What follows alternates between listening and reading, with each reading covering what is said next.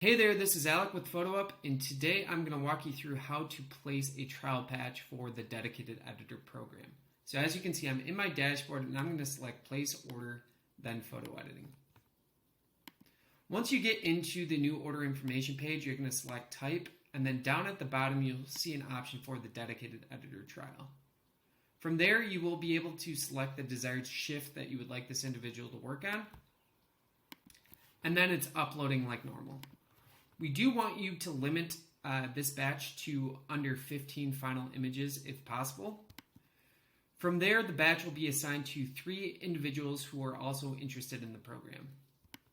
Based on the results you get back, you can select the individual that you would like to work with.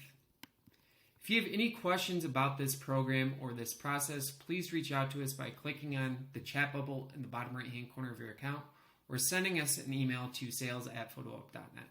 Thank you.